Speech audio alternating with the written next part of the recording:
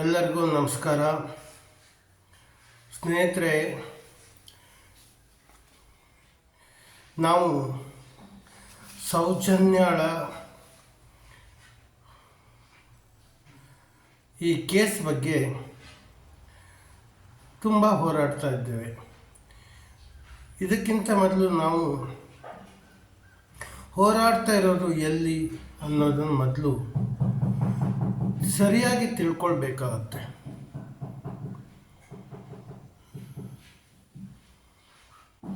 ನಾವೆಲ್ಲ ಕೈಕಟ್ಟಿ ಕೈ ಮುಗಿದು ನಿಲ್ತಾ ಇರುವಂತಹ ನ್ಯಾಯಾಲಯದಲ್ಲಿ ಆರೋಪಿ ಸ್ಥಾನದಲ್ಲಿರುವ ಮಹಾತ್ಮ ಗಾಂಧಿಯ ಫೋಟೋ ಇಟ್ಟು ಆ ಫೋಟೋದ ಎದುರಲ್ಲಿ ನಾವು ನಿಂತು ನ್ಯಾಯವನ್ನು ಬೇಡ್ತಾ ಇದ್ದೇವೆ.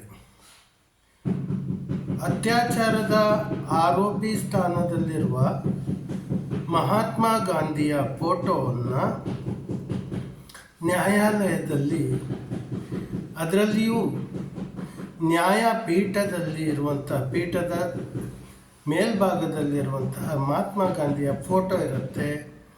ಅದಕ್ಕೆ ಕೈ ಮುಗಿದು, ಅಂದರೆ ಆರೋಪಿ ಸ್ಥಾನದಲ್ಲಿರುವ ಮಹಾತ್ಮ ಗಾಂಧಿಯ ಫೋಟೋಕ್ಕೆ ಕೈ ಮುಗಿದು ನಾವು ನ್ಯಾಯವನ್ನು ಬೇಡ್ತಾ ಇದ್ದೇವೆ.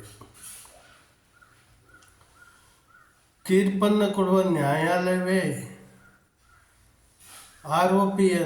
ಆರೋಪಿಯನ್ನು ಮೇಲೆ, ನ್ಯಾಯಾಲಯದ ಪೀಠದ ಮೇಲೆ ಫೋಟೋವನ್ನು ಇಟ್ಟಿದೆ. ಅಷ್ಟೇ ಅಲ್ಲದೆ ಪ್ರತಿ ಭಾರತೀಯ ಕರೆನ್ಸಿ ನೋಟುಗಳಲ್ಲಿ ಮಹಾತ್ಮ ಗಾಂಧಿಯ ಫೋಟೋ ಇದೆ. ಹೀಗಿರುವಾಗ ನಾವು ಇದನ್ನು ಕ್ವಶ್ಚನ್ ಯಾರೂ ಮಾಡ್ತಾ ಇಲ್ಲ. ಧೈರ್ಯವಾಗಿ ಕ್ವಶ್ಚನ್ ಮಾಡುವವರು ಯಾರೂ ಇಲ್ಲ. ಒಬ್ಬ ಅತ್ಯಾಚಾರದ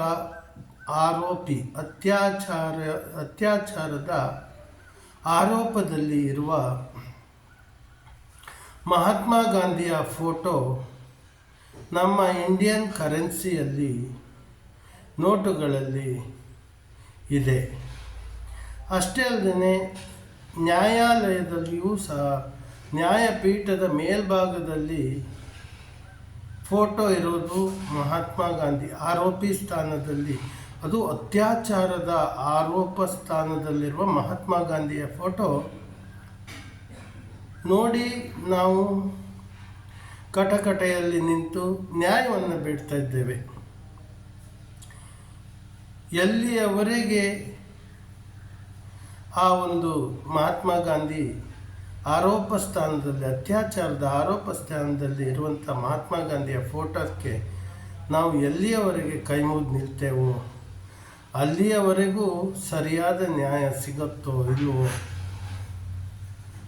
ಗೊತ್ತಿಲ್ಲ. ಆದರೆ ಈ ವಿಚಾರ ಕೆಲವರಿಗೆ ತಿಳಿದಿದ್ರೂ ಸಹ ತಿಳಿಯದ ಹಾಗೆ ಇದ್ದಾರೆ. ಕಾರಣ ಭಯ ಅನಿಸುತ್ತೆ. ಇದನ್ನು ಹೇಳೋದಕ್ಕೆ ಹೊರಟ್ರೆ ಯಾವುದೋ ಒಂದು ಭಯ ಜನರಲ್ಲಿ ಇದೆ. ಹಾಗಾಗಿ ಯಾರು ಮಹಾತ್ಮ ಗಾಂಧಿ ಒಬ್ಬ ಅತ್ಯಾಚಾರದ ಆರೋಪಿ ಸ್ಥಾನದಲ್ಲಿ ಇದ್ದಾರೆ ಅನ್ನೋದು ಯಾರ ಗಮನಕ್ಕೂ ಇನ್ನೂ ಬಂದಿಲ್ವಾ ಅಂತ.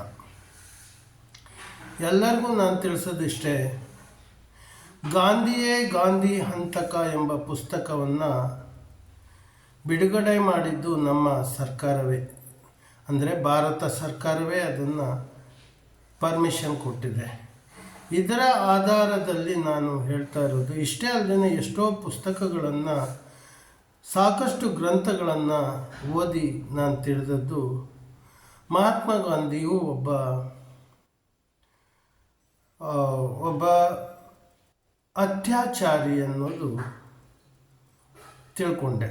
ಹಾಗಾಗಿ ಇವತ್ತು ನಾನು ಸೌಜನ್ಯಾಳಿಗೆ ನ್ಯಾಯ ಸಿಗಬೇಕು ಅಂದರೆ ನಮ್ಮ ನ್ಯಾಯಾಲಯದ ಪೀಠದ ಮೇಲೆ ಇರುವ ಅತ್ಯಾಚಾರದ ಆರೋಪ ಸ್ಥಾನದಲ್ಲಿರುವ ಮಹಾತ್ಮ ಗಾಂಧಿಯನ್ನು ನಾವು ಕೈ ಮುಗಿದು ನಿಂತು ಕಟಕಟೆಯಲ್ಲಿ ನಿಂತು ಕೈ ಮುಗಿದು ನಾವು ನ್ಯಾಯವನ್ನು ಬೇಡ್ತಾ ಇದ್ದೇವೆ.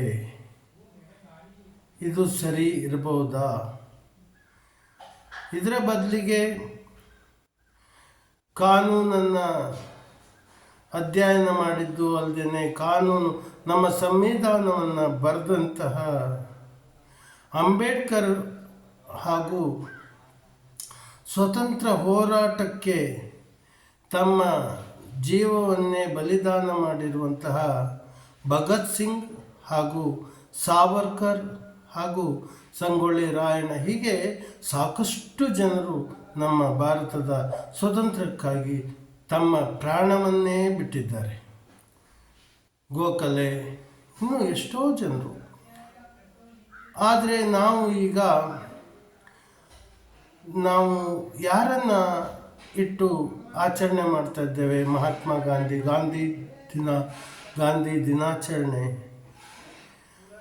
ಹಾಗೆ ನೋಟುಗಳಲ್ಲೂ ಮಹಾತ್ಮ ಗಾಂಧಿ, ಅತ್ಯಾಚಾರದ ಆರೋಪದಲ್ಲಿರುವ ಮಹಾತ್ಮ ಗಾಂಧಿಯ ಫೋಟೋವನ್ನು ನಾವು ಪ್ರತಿ ನೋಟಲ್ಲಿ ಈಗ ಸಿಗ್ತಾ ಇದೆ. ಅಂದರೆ ಈ ನನ್ನ ದೇಶದ ಒಂದು ಪರಿಸ್ಥಿತಿ ಎಲ್ಲಿವರೆಗಿದೆ ಅನ್ನೋದು ನಮಗೆ ನಾಚಿಕೆ ಆಗುತ್ತೆ. ಅಷ್ಟಕ್ಕೂ ನ್ಯಾಯವನ್ನೇ ಕೊಡುವಂಥ ನ್ಯಾಯಪೀಠಗಳ ಮೇಲ್ಭಾಗದಲ್ಲಿ ಒಬ್ಬ ಅತ್ಯಾಚಾರದ ಆರೋಪ ಸ್ಥಾನದಲ್ಲಿರುವವನ್ನ ನಾವು ಕೈ ಮುಗಿದು ನಿಂತು ನ್ಯಾಯವನ್ನು ಬೇಡ್ತಾ ಇದ್ದೇವೆ ಅಂದರೆ ಆ ಸೌಜನ್ಯಳ ಕೇಸಿಗೆ ಹೇಗೆ ನ್ಯಾಯ ಸಿಗತ್ತೆ? ಹಾಗೆ ಸೌಜನ್ಯಳ ಕೇಸಿನ ವಿಚಾರದಲ್ಲಿ ಬಂದಾಗ ಸಾಕಷ್ಟು ಧರ್ಮಕ್ಷೇತ್ರಗಳು ಹಾಗೂ ಇನ್ನಿತರೆ ಮಠ ಮಾನ್ಯಗಳು ಈ ರೀತಿಯ ಒಂದು ಜ್ಯೋತಿಷಿಗಳು ಟಾರ್ಗೆಟ್ ಆಗ್ತಾ ಇರೋದಕ್ಕೆ ಕಾರಣ ಏನು ಅನ್ನೋದನ್ನು ಇದು ಕಮ್ಯುನಿಸ್ಟ್ಗಳು ಅಂತ ಅನಿಸುತ್ತೆ. ಯಾವುದೋ ಕಮ್ಯುನಿಸ್ಟ್ಗಳು ಹಾಗೂ ಯಾವುದೋ ಒಂದು ಕೆಲವಷ್ಟು, ಎಲ್ಲರನ್ನೂ ನಾನು ದೂಷಣೆ ಮಾಡೋದಿಲ್ಲ. ಕಮ್ಯುನಿಸ್ಟ್ಗಳಲ್ಲೂ ಒಳ್ಳೆಯ ವ್ಯಕ್ತಿಗಳಿದ್ದಾರೆ, ಇನ್ನಿತರೆ ಸಮಾಜಗಳಲ್ಲಿಯೂ ಒಳ್ಳೆಯ ವ್ಯಕ್ತಿಗಳು ಇದ್ದಾರೆ. ಹಾಗಂತ ಹೇಳಿ ನಾನು ಇದರಲ್ಲಿ ಯಾವುದೇ ಸಮಾಜವನ್ನು ದೂಷಣೆ ಮಾಡ್ತಾ ಇಲ್ಲ. ಸಮಾಜದಲ್ಲಿ ಇರುವಂತಹ ಕೆಲವು ಕಳೆಗಳ ಬಗ್ಗೆ ಮಾತಾಡ್ತಾ ಇದ್ದೀನಿ. ಕೆಲವಷ್ಟು ಜನರು ಸೌಜನ್ಯಳ ಕೇಸಿನ ಬಗ್ಗೆ ಕೆಲವು ಕಮ್ಯುನಿಸ್ಟ್ಗಳು ಹೋರಾಟ ಮಾಡ್ತಾ ಇದ್ದಾರೆ. ಹೀಗೆ ಎಷ್ಟೋ ಜನರು, ಸೌಜನ್ಯ ಒಬ್ಬಳೇ ಅಲ್ಲ, ಎಷ್ಟೋ ಕಾಶ್ಮೀರ ಫೈಲ್ ತಗೊಂಡಾಗ ಕಾಶ್ಮೀರದಲ್ಲಿ ಎಷ್ಟೋ ಅತ್ಯಾಚಾರಗಳಾಗಿದೆ, ಅದರ ಬಗ್ಗೆ, ಅಥವಾ ಇನ್ನಿತರೆ ಸ್ಥಳದಲ್ಲೂ ಎಷ್ಟೋ ಅತ್ಯಾಚಾರಗಳಾಗಿದೆ, ಅದರ ಬಗ್ಗೆ ಹೋರಾಟ ಇನ್ನೂ ನಡೀತಾ ಇಲ್ಲ. ಈ ಧರ್ಮಕ್ಷೇತ್ರ ಧರ್ಮಸ್ಥಳದ ಬಗ್ಗೆ ಮಾತ್ರ ಹೋರಾಟ ನಡೀತಾ ಇದೆ. ಜೀವ ಅಂದರೆ ಸೌಜನ್ಯಳದ್ದು ಒಂದು ಜೀವ. ಹಾಗೆ ಇನ್ನೂ ಎಷ್ಟೋ ಹೆಣ್ಣು ಮಕ್ಕಳು ಅಂತಹ ನೋವನ್ನು ತಿಂದಿದ್ದಾರೆ. ಸೌಜನ್ಯಳಿಗೂ ನ್ಯಾಯ ಸಿಗಬೇಕು ನಿಜ, ಆದರೆ ಸೌಜನ್ಯಳನ್ನೇ ಎದುರಾಗಿಟ್ಕೊಂಡು ಹೋರಾಟ ನಡೀತಾ ಇದೆ. ಇನ್ನಿತರೆ ಅವರ ಬಗ್ಗೆ ಎಲ್ಲ ಹೋರಾಟ ಅಷ್ಟೊಂದು ನಡೀತಾ ಇಲ್ಲ. ಧರ್ಮಕ್ಷೇತ್ರ ಮಾತ್ರ ಅಲ್ಲದೆ ಸಾಕಷ್ಟು ಮಠಾಧೀಶರು, ಸಾಕಷ್ಟು ಜ್ಯೋತಿಷಿಗಳು, ಸಾಕಷ್ಟು ಈ ಧಾರ್ಮಿಕ ವಿಚಾರದಲ್ಲಿರುವವರನ್ನೇ ಟಾರ್ಗೆಟ್ ಮಾಡ್ತಾ ಇರುವಂಥದ್ದು ಕೆಲವಷ್ಟು ಸಮಾಜದಲ್ಲಿ ಇರುವಂತಹ ಕಳೆಗಳು, ಕಮ್ಯುನಿಸ್ಟ್ಗಳು ಮಾಡ್ತಾ ಇರುವಂತಹ ಪಿತೂರಿ ಆಗಿದೆ. ಇದರಲ್ಲಿ ಧರ್ಮಸ್ಥಳದ ಹೆಸರನ್ನು ಮಲಿನಗೊಳಿಸೋದ್ರ ಜೊತೆಗೆ ಇನ್ನೂ ಇತರೆ ಮಠಾಧೀಶರ ಬಗ್ಗೆ, ಹಾಗೆ ಕೆಲವಷ್ಟು ಜ್ಯೋತಿಷಿಗಳ ಬಗ್ಗೆ ಟಾರ್ಗೆಟ್ ಮಾಡ್ತಾ ಇರುವಂತಹ ಯಾವುದೋ ಕಳೆಗಳು ಈ ನನ್ನ ದೇಶದಲ್ಲಿ ಇದೆ. ಕಣ್ಣಿಗೆ ಕಾಣದ ಯಾವುದೋ ಹಿಂದಿನಿಂದ ಕೈ ಕೆಲಸ ಮಾಡ್ತಾ ಇರುವಂತಹ ಒಂದು ಕೆಲವಷ್ಟು ಗುಂಪುಗಳಿದೆ ಅಂತ ಅನಿಸುತ್ತೆ. ಇದಕ್ಕೆಲ್ಲ ಕೆಲವಷ್ಟು ಕೊಲೆ, ಕೆಲವಷ್ಟು ಅತ್ಯಾಚಾರಗಳು, ಕೊಲೆಗಳು ನಡೀತಾ ಇರೋದು ನೋಡಿದರೆ ಇದರ ಹಿಂದೆ ಯಾವುದೋ ಪಾಕಿಸ್ತಾನದಂತಹ ಅಥವಾ ಇನ್ನಿತರೆ ಬಾಂಗ್ಲಾದಿಂದ ಬಂದಂತಹ ಕೆಲವಷ್ಟು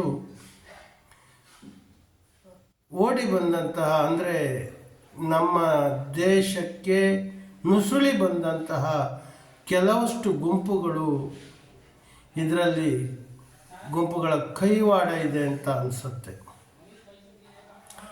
ಯಾಕೆಂದರೆ ಧರ್ಮಸ್ಥಳ ಶ್ರೀ ಮಂಜುನಾಥನ ಹೆಸರಲ್ಲಿ ನಡೀತಾ ಇರುವಂತಹ, ಅಲ್ಲಿ ಮಾಡ್ತಾ ಇರುವಂತಹ ಕಾರ್ಯಗಳು ಎಲ್ಲವೂ ಧಾರ್ಮಿಕವಾಗಿ, ಅಂದರೆ ಧರ್ಮ ಅನ್ನೋದ್ರ ಅರ್ಥವೇ ದಯೆಯೇ ಧರ್ಮದ ಮೂಲ. ಹಾಗಾಗಿ ಆ ಒಂದು ಧರ್ಮಸ್ಥಳದ ವಿಚಾರವಾಗಿ ಕಳಂಕ ತರುವಂತಹ ಯಾವುದೋ ನುಸುಳಿ ಬಂದಂತಹ, ಭಾರತ ದೇಶಕ್ಕೆ ನುಸುಳಿ ಬಂದಂತಹ ಯಾವುದೋ ಕಮ್ಯುನಿಸ್ಟ್ಗಳು ಮಾಡ್ತಾ ಇರುವಂತಹ ಪಿತೂರಿ ಆಗಿದೆ ಅಂತ ಅನಿಸುತ್ತೆ. ಯಾಕೆಂದರೆ ಧರ್ಮಸ್ಥಳ ಒಂದೇ ಅಲ್ಲ, ಅದೆಷ್ಟೋ ನಾನು ನೋಡಿದಾಗ ಇದೆಷ್ಟೋ ಮಠಾಧೀಶರು, ಜ್ಯೋತಿಷಿಗಳು, ಯಾಕೆ ಹಿಂದೂ ಧರ್ಮದಲ್ಲಿರುವಂತಹ ಜ್ಯೋತಿಷಿಗಳು ಅಥವಾ ಸ್ವಾಮಿಗಳು, ಮಠಾಧೀಶರುಗಳು, ಸನ್ಯಾಸಿಗಳು, ಅವ್ರ ಮೇಲೆ ಯಾಕೆ ಆರೋಪ ಬರುತ್ತೆ, ಯಾವ ರೀತಿ ಬರುತ್ತೆ ಆರೋಪಗಳು ಅನ್ನೋದು ಇನ್ನೂವರೆಗೆ ಗೊತ್ತಾಗ್ತಾ ಇಲ್ಲ. ಇದರ ಹಿಂದೆ ಯಾವುದೋ ನುಸುಳುಕೋರರು, ಕಮ್ಯುನಿಸ್ಟ್ಗಳ ಕೈವಾಡ ಇದೆ ಅಂತ ನನಗೆ ಅನಿಸುತ್ತೆ. ಧರ್ಮಸ್ಥಳದಲ್ಲಿ ಎಲ್ಲ ಧಾರ್ಮಿಕ ಕಾರ್ಯಗಳೇ ನಡೆಯುತ್ತೆ. ಎಲ್ಲವನ್ನು ಅನ್ನದಾನವನ್ನು ಮಾಡಿ, ಅನ್ನದಾನವೇ ಮಹಾದಾನ ಅಂತ ಒಂದು ಮನೋಸ್ಥಿತಿಯನ್ನಿಟ್ಕೊಂಡಂತಹ ಧರ್ಮಸ್ಥಳದ ಜೈನ ಕುಟುಂಬದ ಮೇಲೆ ಆರೋಪ ಬರೋದು ಇದು ಯಾವ ನ್ಯಾಯ?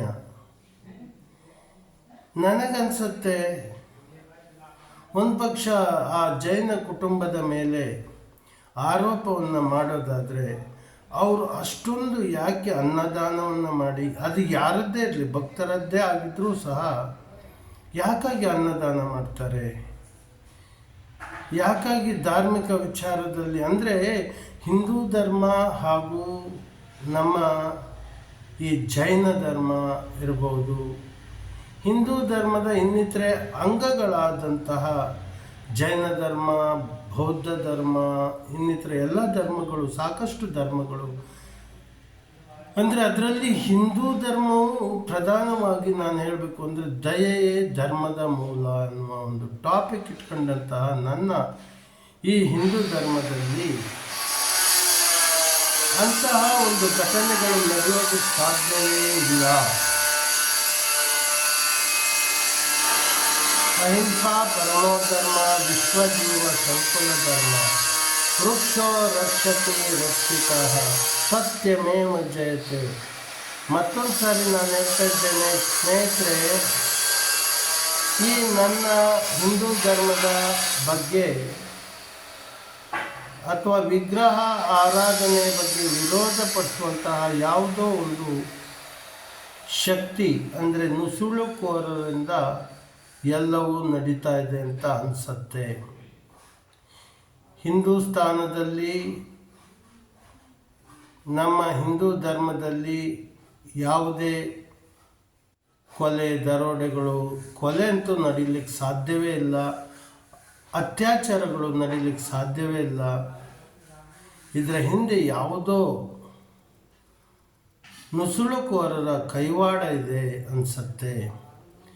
ಫಾರ್ ಎಕ್ಸಾಂಪಲ್, ನಾನು ಒಂದು ಉದಾಹರಣೆ ಕೊಡಬೇಕು ಅಂದರೆ, ನಮ್ಮ ಹಿಂದೂ ಧರ್ಮದ ಸಾಧು ಸಂತರನ್ನು ಟಾರ್ಗೆಟ್ ಮಾಡ್ತಾ ಇರುವಂತಹ ಯಾವುದೋ ಒಂದು ನುಸುಳುಕೋರರು ಇದ್ದಾರೆ ನನ್ನ ದೇಶದಲ್ಲಿ ಅಂತ ನನಗೆ ಸಂಶಯ ಇದೆ. ಯಾಕೆಂದರೆ ನಾನೇ ಉದಾಹರಣೆ ಕೊಡಬೇಕು ಅಂದರೆ, ನಾನು ಎಷ್ಟೋ ಸಾರಿ ಓಡಾಡುವಾಗ ನನ್ನನ್ನು ಫಾಲೋ ಮಾಡ್ಕೊಂಡು ಬಂದಂತಹ ಕೆಲವರು ಫಾಲೋ ಮಾಡ್ತಾ ಇದ್ದಾರೆ. ಫಾಲೋ ಮಾಡಿಕೊಂಡು ಬಂದು ಮಂಗಳೂರಲ್ಲಿ ಆ ಒಂದು ಬಸ್ ಸ್ಟ್ಯಾಂಡ್ ಹತ್ರ ನಾನು ನಿಂತಿದ್ದು, ಬಸ್ ಸ್ಟಾಪ್ ಹತ್ರ. ಅಲ್ಲಿ ಸಡನ್ಲಿ ಯಾರೋ ಒಬ್ಬ ಮೌಲ್ವಿ ಬಂದು ನಾನು ಬಿಳಿ ಡ್ರೆಸ್ ಹಾಕಿದ್ದನ್ನು ನೋಡಿ, ನೀವ್ಯಾರು ಇದ್ರವರ ಕೇಳಿದ್ರು. ಯಾವುದು ಓಂ ಶಾಂತಿ ಅಂತ ಇದೆಯಲ್ಲ, ಬ್ರಹ್ಮಕುಮಾರಿ, ಅದರಿಂದ ಬಂದವರ ಕೇಳಿದ್ರು. ನಾನು ಬಿಳಿ ಡ್ರೆಸ್ ಹಾಕಿದ್ದು ಹೌದು, ಆದರೆ ಇದ್ರೂ ಓಂ ಶಾಂತಿ ಬ್ರಹ್ಮಕುಮಾರಿ ಅದನ್ನು ನಾನು ಯಾವತ್ತೂ ಬಿಲೀವ್ ಮಾಡೋದೇ ಇಲ್ಲ. ಅದು ನನ್ನ ಹಿಂದೂ ಧರ್ಮಕ್ಕೆ ವಿರೋಧವಾಗಿದೆ. ಹಿಂದೂ ಧರ್ಮದ ಸಂಸ್ಕೃತಿಗೆ ವಿರುದ್ಧವಾಗಿರುವಂತಹ ಬ್ರಹ್ಮಕುಮಾರಿ ಓಂ ಶಾಂತಿ ಅನ್ನೋದನ್ನು ನಾನು ಯಾವತ್ತೂ ನಂಬೋದಿಲ್ಲ. ಆಗ ನಾನು ಅವ್ರಿಗೆ ಹೇಳಿದೆ, ಇಲ್ಲ, ನಾನೊಬ್ಬ ಸನ್ಯಾಸಿ ಅಷ್ಟೇ, ನಾನೊಬ್ಬ ಸಂತ ಅಷ್ಟೇ, ಹಾಗಾಗಿ ನನಗದ್ರ ಬಗ್ಗೆ ಗೊತ್ತಿಲ್ಲ ಹೇಳಿದಾಗ ಅವರೇ ನನಗೊಂದು ಸಜೆಸ್ಟ್ ಮಾಡ್ತಾರೆ, ನೀವು ಹೋಗಿ ಆ ಒಂದು ಉಡುಪಿಯಲ್ಲಿ ಬ್ರಹ್ಮಕುಮಾರಿಸ್ ಒಂದು ಯೂನಿಟ್ ಇದೆ, ಅಲ್ಲಿ ಅವ್ರ ಹೆಸರನ್ನೇನೋ ಹೇಳಿದರು, ಈಗ ಮರ್ತೋಗಿದೆ ನನಗೆ, ಅವರನ್ನು ಮೀಟ್ ಆಗಿದ್ರೆ ನಿಮಗೆಲ್ಲ ಸರಿಯಾಗಿ ತಿಳಿಯುತ್ತೆ ಅಂದರು. ಅದಕ್ಕಿಂತ ಮೊದಲು ನಾನು ಯಾವಾಗಲೂ ಹೋಗಿ ನಾನು ಕ್ಲಾಸ್ ತಗೊಂಡು ಬಂದಿದ್ದೆ, ಆದರೆ ನನಗೆ ಇಷ್ಟ ಆಗಲಿಲ್ಲ, ಅದನ್ನು ನಾನು ಬಿಲೀವ್ ಮಾಡೋದು ಇಲ್ಲ. ಅಷ್ಟೇ ಅಲ್ಲದೆ ಅದೇ ವ್ಯಕ್ತಿ ಹೇಳ್ದ, ಬ್ರಹ್ಮಕುಮಾರಿಸ್ ಬಗ್ಗೆ ಹೇಳುವ ಮೊದಲು ಹೇಳಿದ್ದ ಆ ಮೌಲ್ವಿ ನೋಡಿ, ನಾನು ಅವನ ಪರಿಚಯ ಇಲ್ಲ, ಅವನಿಗೆ ಗೊತ್ತೇ ಇಲ್ಲ, ಅಂದರೆ ನನ್ನ ಬಗ್ಗೆ ಅವನಿಗೆ ಗೊತ್ತಿದೆ ಅಂದರೆ ವಿಚಿತ್ರ. ಬಂದ್ಬಿಟ್ಟು ಫಸ್ಟ್ ಹೇಳಿದ್ದೆ, ಅವನು ದೇವರನ್ನು ಪ್ರತ್ಯಕ್ಷವಾಗಿ ನೋಡಿದವ್ರು ಯಾರೂ ಇಲ್ಲ, ಅಂದರೆ ನನ್ನ ಹಿಂದೂ ಧರ್ಮದಲ್ಲಿ ಋಷಿಮುನಿಗಳು ದೇವರನ್ನು ಪ್ರತ್ಯಕ್ಷವಾಗಿ ಕಂಡಿದ್ದಾರೆ ಎನ್ನುವ ಒಂದು ಉಲ್ಲೇಖ ಇರೋದ್ರಿಂದ ನನ್ನ ಮೈಂಡನ್ನು ಡೈವರ್ಟ್ ಮಾಡಲಿಕ್ಕೆ ಪ್ರಯತ್ನ ಪಟ್ಟದ್ದು ಆ ಮೌಲ್ವಿ. ಅವನು ಹೇಳಿದ್ದು ವಿಚಾರ ಏನಂದರೆ, ಯಾರೂ ದೇವರನ್ನು ನೋಡಿಲ್ಲ, ದೇವ್ರ ಪ್ರತ್ಯಕ್ಷ ಆಗೋದಿಲ್ಲ ಅಂತ ಹೇಳಿದ. ಕೇಳಿದ್ಯಾರು? ಅವನನ್ನು ಕೇಳೂ ಇಲ್ಲ, ಅವನು ನೋಡಿಲ್ಲ, ಮಾತಾಡಿಲ್ಲ, ಆದರೆ ಅದು ಆಲ್ ಆಫ್ ಸಡನ್ಲಿ ಬಂದು ಆ ಒಂದು ಬಸ್ ಸ್ಟ್ಯಾಂಡ್ ಹತ್ರ ಕೆಲವು ತರಕಾರಿಗಳನ್ನು ಮಾರುವಂಥ ಒಂದು ಇದಿದೆ ಅಲ್ಲಿ ಕಾಲೋನಿ. ಆ ಬಸ್ ಸ್ಟ್ಯಾಂಡಿಗೆ ಏನು ಹೇಳ್ತಾರೆ ಅಂದರೆ SBI ಅಂತ ಹೇಳ್ತಾರೆ, ಕರೆಕ್ಟ್, SBI ಹತ್ರ ಇರುವಂಥ, ಮಂಗಳೂರಿನ SBI ಹತ್ರ ಇರುವಂಥ ಇದು ಬಸ್ ಸ್ಟ್ಯಾಂಡಲ್ಲಿ ನಿಂತದ್ದು ನಾನು. ಅದೇ ಸಮಯದಲ್ಲಿ ಅವನು ಮತ್ತೆ ಅಲ್ಲಿ ಯಾವುದೋ ಒಂದು ಮುಸ್ಲಿಮರ ಏನೋ ಒಂದು ಇದು ಗೋರಿ ಇರುತ್ತಲ್ಲ, ಅದ್ರ ಬಗ್ಗೆ ನನಗೆ ಅಷ್ಟು ಅನುಭವ ಇಲ್ಲ, ಅಲ್ಲಿ ತಾನಿರೋದು ಅಂತಲೂ ಸ್ವಲ್ಪ ಹೇಳಿದ. ಆದರೆ ಅಲ್ಲಿ ಇದ್ದಾರೋ ಇಲ್ಲೋ ಯಾರೋ ಗೊತ್ತಿಲ್ಲ. ಈ ರೀತಿಯಲ್ಲಿ ನಮ್ಮ ಹಿಂದೂಗಳ ಮನೋಸ್ಥಿತಿಯನ್ನು ಡೈವರ್ಟ್ ಮಾಡುವಂತಹ ಯಾವುದೋ ನುಸುಳುಕೋರರು ಇದ್ದಾರೆ ಈ ನನ್ನ ದೇಶದಲ್ಲಿ ಅಂತ ಸಂಶಯ. ನಮ್ಮ ಧರ್ಮದಲ್ಲಿ, ನಮ್ಮ ಹಿಂದೂ ಧರ್ಮದಲ್ಲಿ ಕೊಲೆ ಅನ್ನೋದು ನಡೀಲಿಕ್ಕೆ ಸಾಧ್ಯವೇ ಇಲ್ಲ. ಈ ನನ್ನ ಹಿಂದೂ ಧರ್ಮದಲ್ಲಿ ಕೆಲವರು ನಾನ್ ವೆಜ್ಗಳನ್ನು ತಿನ್ನುವವರೇನೋ ಇದ್ದಾರೆ ನಿಜ, ಆದರೆ ನಾನ್ ವೆಜ್ ತಿನ್ನುವ ಮೊದಲು ಅವರು ಅಂಗಡಿಯಿಂದ ಹೋಗಿ ತಂದು ಇದನ್ನು ಯಾವುದೇ ಕುರಿ ಕೋಳಿ ಇದನ್ನು ತಿನ್ನೋದನ್ನು ಕೇಳಿದ್ದೇನೆ, ನಾನು ನೋಡಿಲ್ಲ, ಅದನ್ನು ನೋಡೋದು ಇಲ್ಲ. ಅದು ಆ ಒಂದು ಕೋಳಿ ಕುರಿಗಳನ್ನು ಕಡಿಯುವಂತಹ ಅಂಗಡಿಗಳಿಗೆ ಏನು ಹೇಳ್ತಾರೆ ಅದು ನಾನು ಹೇಳೋದಿಲ್ಲ ಬಾಯಿಂದ. ಈಗ ಪಶು ದನಗಳನ್ನು ಕಡಿಯುವಂಥದ್ದನ್ನ ಕಷಾಯಖಾನೆ ಅಂತಾರೆ. ಹಾಗೆ ಇದಕ್ಕೇನು ಹೇಳ್ತಾರೋ ನಂಗೆ ಗೊತ್ತಿಲ್ಲ. ಆದರಂತೂ ಒಂದಂತೂ ಸತ್ಯ, ಯಾವುದೇ ಜೀವಿಗಳನ್ನು ಕಡಿಯುವವರನ್ನು ಕಟುಕರು ಅಂತ ಕರಿಬೋದು. ಇನ್ನೂ ಒಂದು ಹೆಜ್ಜೆ ಆಚೆ ಹೋದರೆ ಕಟುಕರು ಅನ್ನೋದಕ್ಕಿಂತಲೂ ರಾಕ್ಷಸರು ಅಂತಲೂ ಹೇಳ್ಬೋದು. ಈ ಒಂದು ವಿಡಿಯೋ ಮುಗಿಸ್ತಾ ಇದ್ದೇನೆ. ಎಲ್ಲರಿಗೂ ಒಂದು ವಿಚಾರ ತಿಳಿಸ್ಲಿಕ್ಕಿದೆ. ಏನಂದರೆ ಪ್ರತಿ ತಿಂಗಳು ಪ್ರತಿ ತಿಂಗಳು 12ನೇ ತಾರೀಕು ಯೋಗ ಹಾಗೂ ಪ್ರಾಣಾಯಾಮ ಆಹಾರ ಪದ್ಧತಿಯಿಂದ ವಾಸಿಯಾಗದ ರೋಗಗಳನ್ನು ವಾಸಿ ಮಾಡಲು ನಮ್ಮಲ್ಲಿ ಆಹಾರ ಪದ್ಧತಿ ಹಾಗೂ ಯೋಗ ಪ್ರಾಣಾಯಾಮವನ್ನು ನಾವು ಅದರ ಮೂಲಕ ಎಂತಹ ವಾಸಿಯಾಗದ ರೋಗವನ್ನು ಗುಣಪಡಿಸುತ್ತೇವೆ. ಆ ಒಂದು ಆಹಾರ ಪದ್ಧತಿಯನ್ನು, ಕೆಲವಷ್ಟು ಆಹಾರಗಳನ್ನು ನಾವೇ ಉಚಿತವಾಗಿ ಕೊಡ್ತೇವೆ. ಚಿಕಿತ್ಸೆಗೆ ಯಾವುದೇ ಶುಲ್ಕ ಇರೋದಿಲ್ಲ, ಫ್ರೀ ಶುಲ್ಕ ಬಡವರಿಗೆ. ಹಾಗೆಯೇ ಇಲ್ಲಿ ನಮ್ಮಲ್ಲಿ ಅಕ್ಯುಪ್ರೆಷರ್ ಥೆರಪಿ,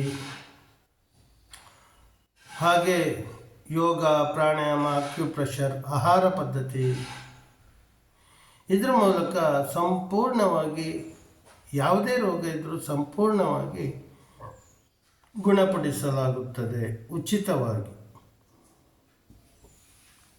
ನನ್ನ ನಂಬರು 7795971336.